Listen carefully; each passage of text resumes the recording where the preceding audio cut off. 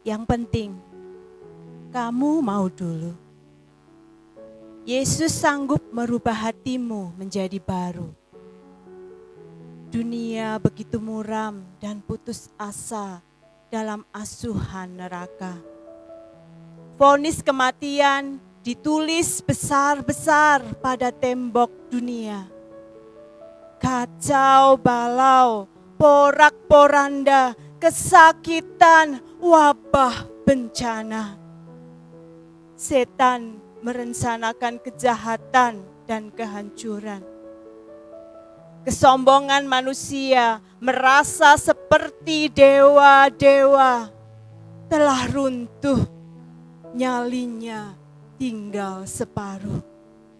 Cinta pada dunia, harta, dan semua rupa-rupa telah hilang, nyawa melayang. Kita berusaha memenuhi hidup tanpa Allah, dan itulah kiamat. Tuhanlah yang membantu kita melalui api kesengsaraan. Apakah baru memulai perjalanan? Setengahnya atau hampir selesai? Ketakutan adalah jalan bagi renung batin mengenal Allah. Yang penting kamu mau dulu. Yesus sanggup merubah hatimu menjadi baru. Kita ini manusia-manusia celaka yang sukanya kerjasama dengan dunia.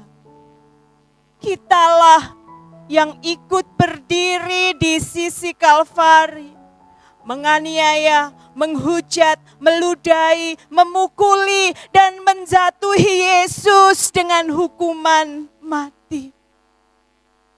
Padahal seharusnya kitalah yang dihukum. Tapi Yesus baik dan Maha Pengampun. Kita terpesona pada dosa, mencintainya, mengikutinya, dan terpuruk pada jalan menuju neraka. Bersyukurlah Yesus yang sempurna, rela menebus segala dosa. Yang penting kamu mau dulu. Yesus sanggup merubah hatimu menjadi baru. Kadang Dia tak mengubah situasi karena Dia mau mengubah hatimu dulu.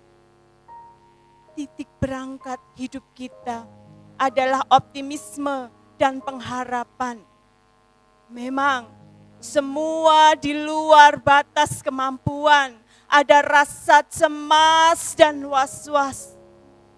Tapi Dia sudah bangkit, mengalahkan maut dan rasa sakit.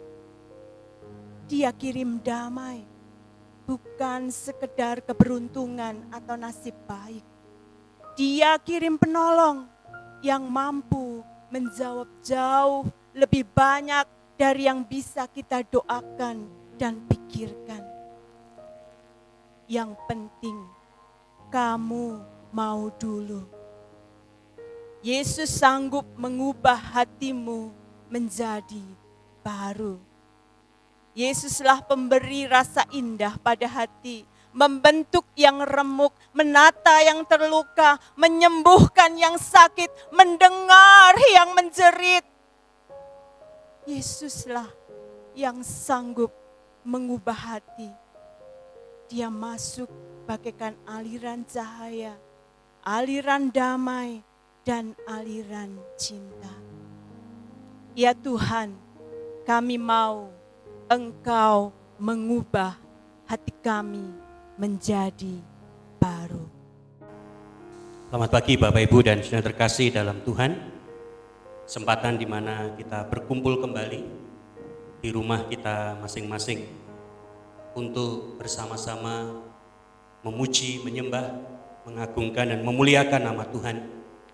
Dan kita akan bersama belajar kebenaran firman Tuhan. Mari saya mengajak kita sekalian untuk kita berdoa sebelum kita bersama-sama mendengarkan kebenaran firman Tuhan. Mari kita berdoa. Bapa di surga, terima kasih untuk kesempatan yang indah yang Tuhan anugerahkan kepada kami. Untuk kami pada pagi hari ini bisa berkumpul di rumah kami masing-masing, mengambil waktu untuk beribadah dengan keluarga kami. Kami telah memuji nama Tuhan. Kami telah mengingat akan pengorbanan Tuhan Yesus Kristus di kayu salib yang menyelamatkan, menebus dosa-dosa kami, menaikkan doa syafaat kami dan menyatakan rasa syukur kami kepada Tuhan, sumber berkat kehidupan kami. Dan sekarang kami bersama akan belajar kebenaran firman Tuhan. Tuhan menolong kami supaya kebenaran firman-Mu yang akan kami dengar dan renungkan pada pagi hari ini menjadi berkat di dalam kehidupan kami. Hamba-Mu mohon pertolongan Tuhan, berkenan melayakkan, menguduskan, mengurapi hamba-Mu untuk boleh menyampaikan kebenaran firman Tuhan seturut dengan kehendak Tuhan. Dalam nama Tuhan Yesus Tuhan dan Juru Selamat kami mempersiapkan diri kami. Amin.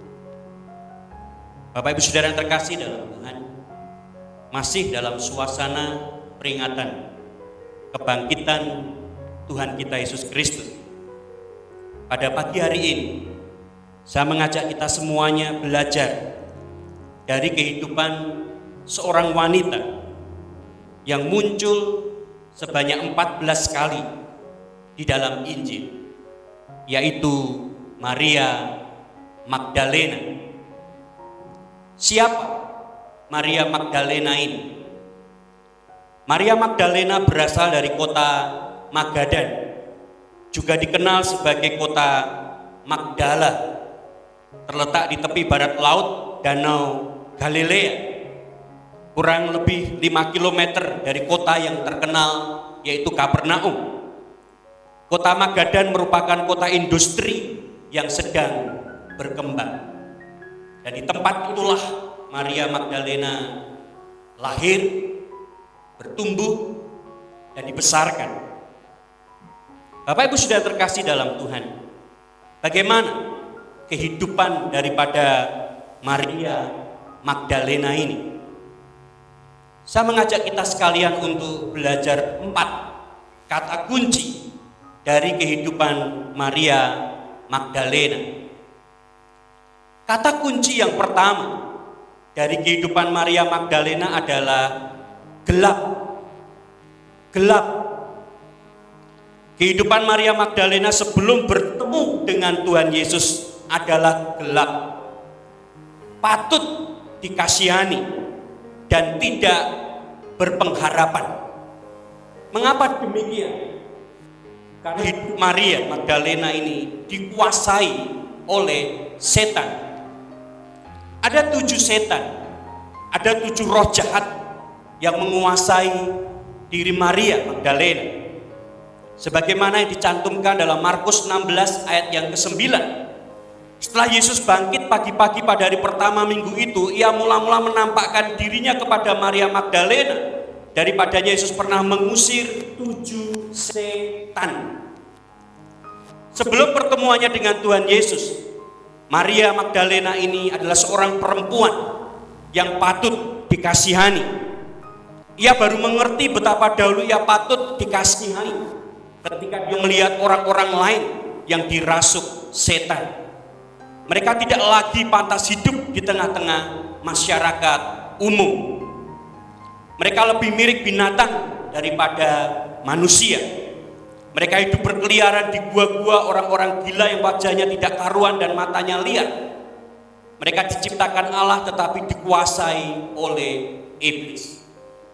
Demikian seorang bernama Gene Carson dalam bukunya ia dinamai Perempuan melukiskan bagaimana orang yang hidupnya dirasuk, dikuasai oleh roh jahat. Kehidupan Maria adalah gelap sebelum perjumpaannya dengan Tuhan Yesus. Hidupnya kacau, hidupnya berantakan, hidupnya tidak ada arah dan tujuan yang jelas. Dan dia adalah orang yang patut dikasihani. Kata kunci yang kedua dari kehidupan Maria Magdalena adalah kelepasan. Kelepasan. perjumpaan Maria Magdalena dengan Tuhan Yesus. Yang tidak disebutkan dalam Alkitab kapan Maria Magdalena ini bertemu dengan Tuhan Yesus. Tapi perjumpaan dia dengan Tuhan Yesus mengubah kehidupan Maria Magdalena ini 180 derajat. Tuhan Yesus di dalam kasih-Nya, di dalam anugerah-Nya, di dalam kepeduliannya, dan di dalam kuasa-Nya yang besar, melepaskan Maria Magdalena dari ikatan 7 setan yang menguasai hidupnya.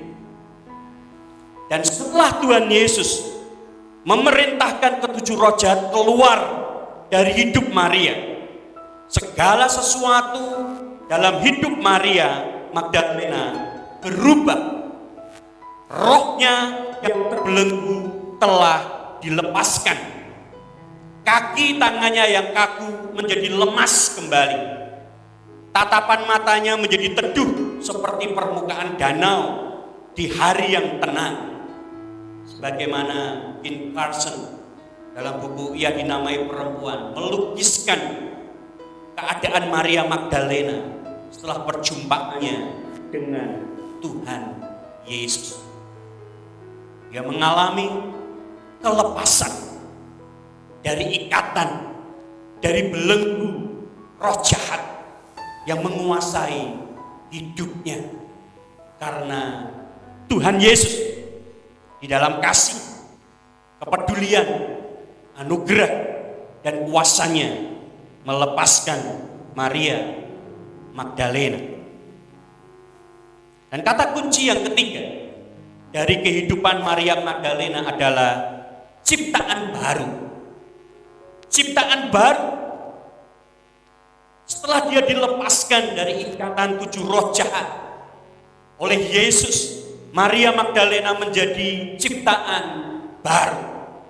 Yang lama dalam hidupnya sudah berlalu dan yang baru sudah datang. Maria Magdalena menjadi pengikut Yesus yang setia. Maria Magdalena juga dia ikut mendukung pelayanan Yesus dengan apa yang dimilikinya, dengan kekayaan yang dimilikinya, bersama dengan beberapa perempuan yang lain yang juga telah merasakan belas kasihan daripada Yesus, yang melepaskan, yang menyembuhkan, yang memperbaharui kehidupan. Kita bisa membaca dan melihat dalam Lukas pasal 8 ayat 1 sampai yang ketiga. Disampaikan tentang perempuan-perempuan yang melayani Yesus. Tidak lama sudah itu Yesus berjalan berkeliling dari kota ke kota dan dari desa ke desa memberitakan Injil Kerajaan Allah. Ke-12 muridnya bersama-sama dengan dia dan juga beberapa orang perempuan yang telah disembuhkan dari roh jahat atau berbagai penyakit, yaitu Maria yang disebut Magdalena yang telah dibebaskan dari 7 roh jahat, Yohana istri Kusa, bendahara Herodes, Susana, dan banyak perempuan lain. Perempuan-perempuan ini melayani rombongan itu dengan kekayaan mereka. Bapak Ibu sudah terkasih dalam Tuhan, Maria Magdalena menjadi pengikut Yesus yang setia, dan bersama dengan beberapa perempuan yang lain yang juga mengalami anugerah kebaikan daripada Yesus yang melepaskan dan menyembuhkan, mereka mendukung pelayanan Yesus ini. Perempuan-perempuan ini yang telah menerima kesembuhan dan perlindungan khusus dari Yesus menghormati Yesus dengan cara memberi sumbangan secara tetap untuk membantu Yesus dan murid-muridnya dalam perjalanan pelayanan pada waktu itu. Dan Maria Magdalena ini dia hadir ketika Yesus disalibkan. Dia juga menyaksikan dan melihat bagaimana mayat Yesus diturunkan dari salib oleh Yusuf dari Arimatea bersama-sama dengan Nikodemus pada waktu itu. Kemudian juga melihat bagaimana dan di mana mayat Yesus dikuburkan pada waktu itu. Maria Magdalena, dia juga mengasihi Yesus. Dia selalu rindu untuk memberikan yang terbaik bagi Yesus. Dari mana kita tahu bahwa dia selalu rindu untuk memberikan yang terbaik bagi Yesus? Setelah Yesus mati dan dikuburkan, Alkitab mencatat Maria Magdalena ini dan beberapa perempuan yang lain itu, mereka menyiapkan rempah-rempah untuk pada hari pertama di hari Minggu itu akan datang ke kubur dan meminyaki tubuh Yesus.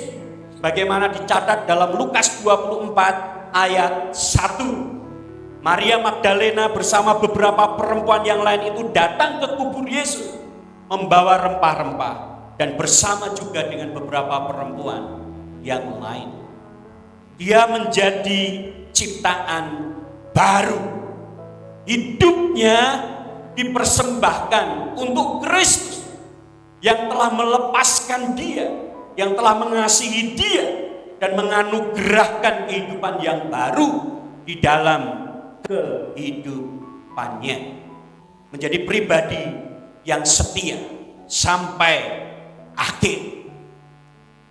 Bapak Ibu Saudara terkasih dalam Tuhan, kata kunci yang keempat dari kehidupan Maria Magdalena adalah kehormatan.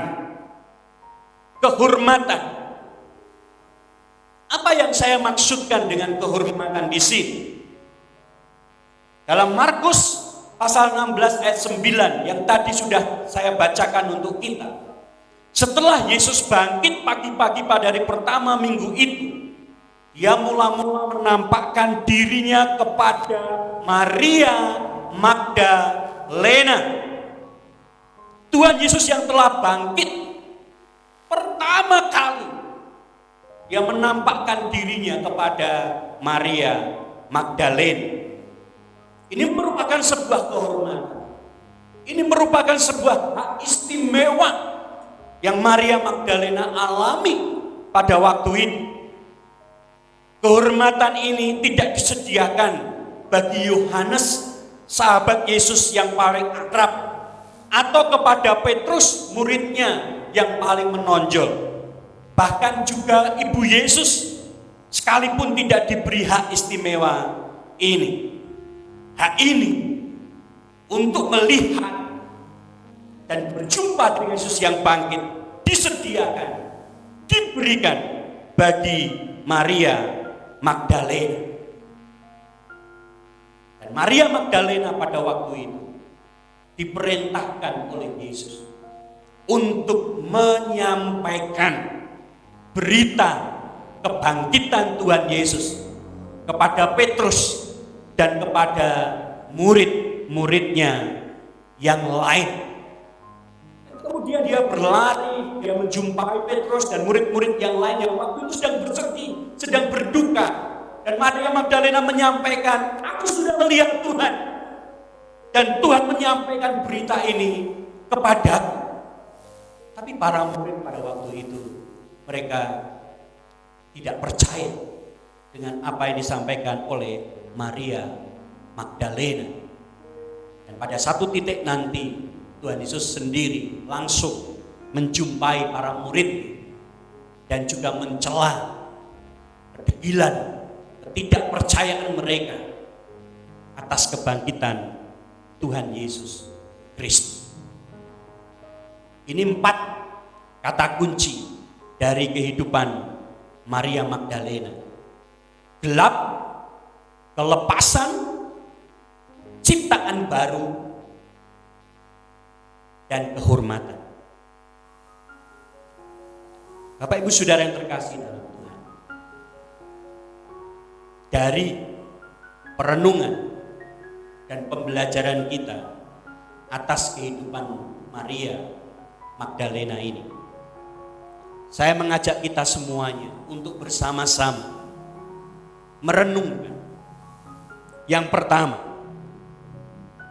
Tuhan Yesus di dalam kasih-Nya, di dalam anugerah-Nya telah memanggil kita semua keluar dari kegelapan kepada terangnya yang ajaib. Ini sesuatu yang sangat indah.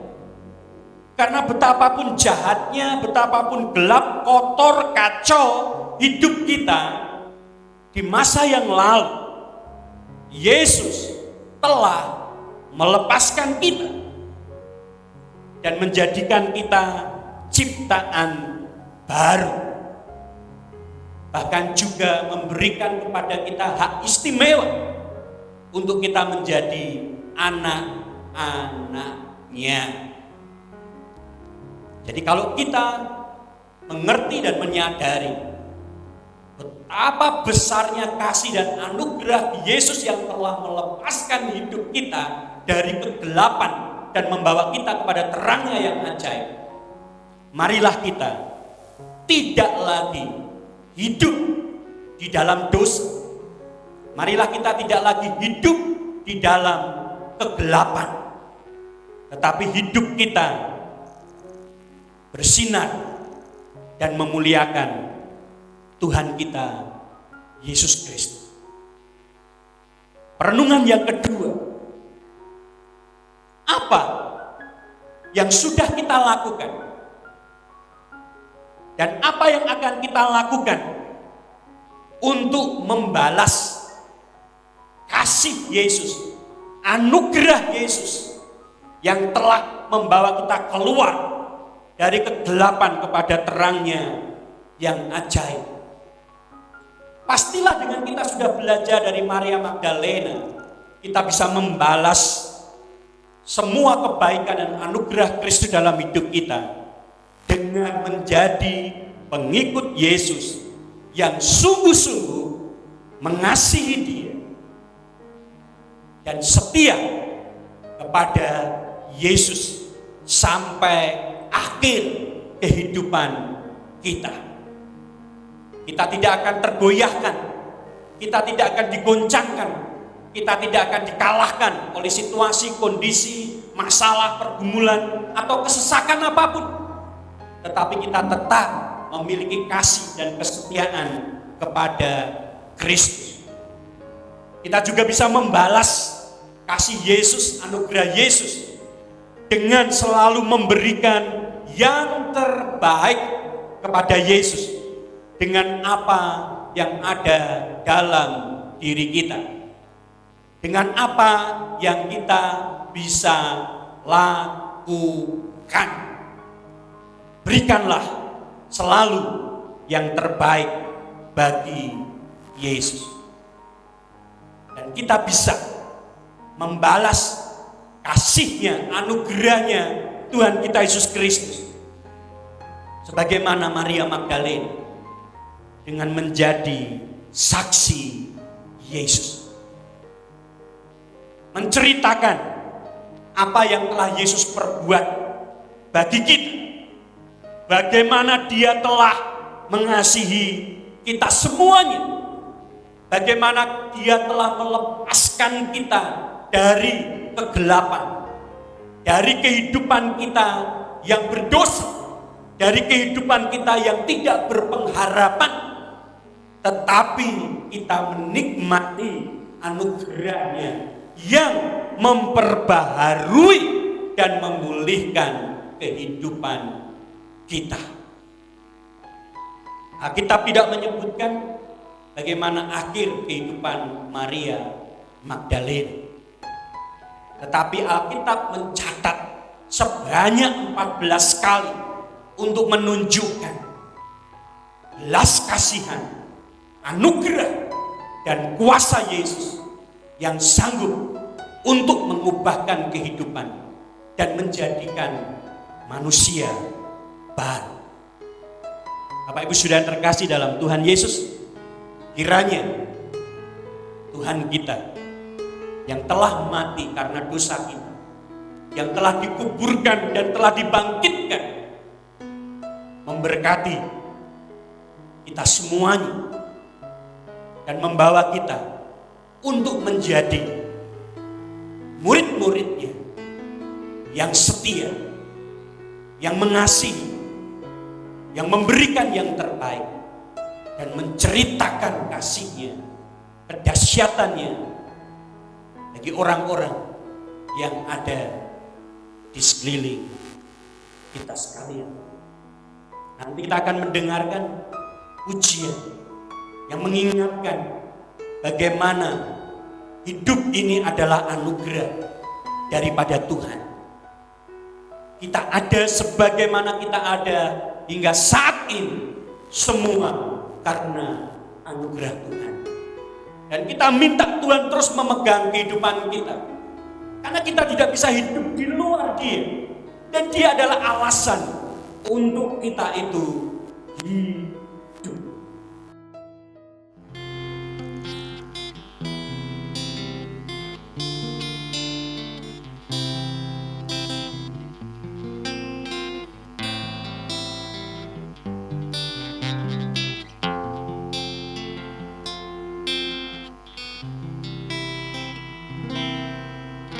Ku hidup karena anugerah-Mu. Tiada satu pun dapat ku banggakan, semua karena cinta-Mu. Ini hidupku, pimpin jalanku. Kasih-Mu mengubah hidupku. Kau memilihku, selamatkan hidupku, semua karena cinta-Mu. Ini hidupku, pimpin jalanku. Yesus pegang erat tanganku. Ku tak dapat hidup di luar kasih-Mu. Bapa, jangan tinggalkan aku. Engkau alasan selama ku hidup.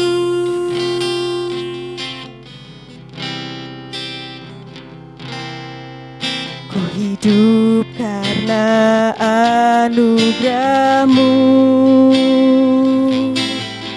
Tiada satu pun dapat ku banggakan, semua karena cinta-Mu. Ini hidupku, pimpin jalanku. Kasih-Mu mengubah hidupku.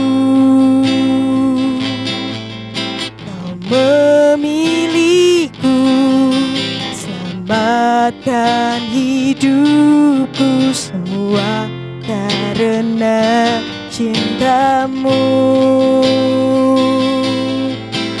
Ini hidupku, pimpin jalanku. Yesus pegang erat tanganku. Ku tak dapat hidup di luar kasih-Mu. Bapa, jangan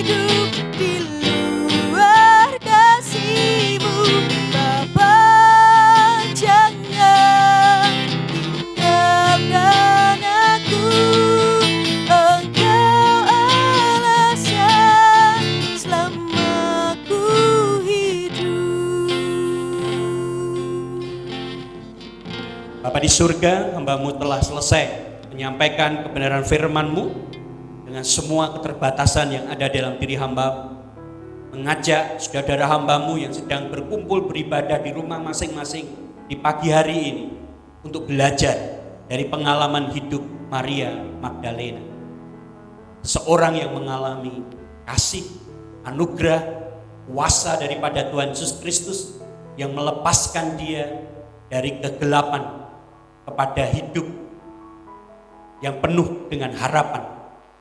Maria Magdalena menjadi ciptaan yang baru dan dia mendedikasikan hidupnya untuk mengasihi dan setia kepada Yesus dan menceritakan apa yang telah dialami dalam perjalanan hidupnya kepada orang lain. Apa yang telah kami dengar, apa yang telah kami renungkan pagi ini, Tuhan meteraikan di dalam kehidupan kami. Siapapun kami semuanya adalah orang-orang yang telah mengalami kasih, kebaikan, anugerah daripada Tuhan Yesus Kristus yang telah membawa kami keluar dari kegelapan menuju kepada terang yang ajaib. Dan bagaimana kami membalas apa yang telah Tuhan perbuat di dalam kehidupan kami. Kami ingin menjadi pribadi-pribadi yang mengasihi Tuhan, setia kepada Tuhan, memberi yang terbaik kepada Tuhan, dan menjadi saksi Tuhan dimanapun kami berada. Bapak Ibu sudah terkasih dalam Tuhan, Tuhan memberkati kita semuanya. Tuhan memberkati kita dengan berkat cara jasmani. Tuhan mencukupi dan menyediakan apa yang menjadi keperluan kebutuhan hidup kita. Apa yang kita kerjakan, Tuhan buat berhasil. Kita hari-hari ini harus tinggal di rumah. Ada beberapa pekerjaan yang kita tidak bisa lakukan. Kebutuhan ekonomi juga semakin berat. Tetapi Tuhan di dalam kasih dan anugerahnya melimpahkan dan mencukupkan apa yang di keperluan kehidupan kita menurut kekayaan dan kemuliaannya dalam Kristus Yesus. Tuhan juga memberkati kita dengan berkat secara rohani. Tuhan melimpahi kita dengan sukacita, dengan damai sejahtera, dengan semua yang terbaik dari Tuhan. Terpujilah nama Tuhan kita Yesus Kristus, Sang Pembaharu kehidupan, yang memulihkan, yang mengubahkan, dan menjadikan hidup kita semuanya berarti. Kita mengakhiri ibadah kita pada pagi hari ini. Kita berdoa sebagaimana Yesus ajarkan dalam doa Bapa kami. Bapa kami yang di surga, dikuduskanlah nama, datanglah kerajaan, jadilah kehendak-Mu di bumi seperti di surga. Berikanlah kami pada hari ini makanan kami yang secukupnya, dan ampunilah kami akan kesalahan kami, seperti kami juga mengampuni orang yang bersalah kepada kami. Dan janganlah membawa kami ke dalam pencobaan, tapi lepaskanlah kami daripada yang jahat. Karena Engkaulah yang punya kerajaan dan kuasa dan kemuliaan sampai selama-lamanya. Amin. Yesus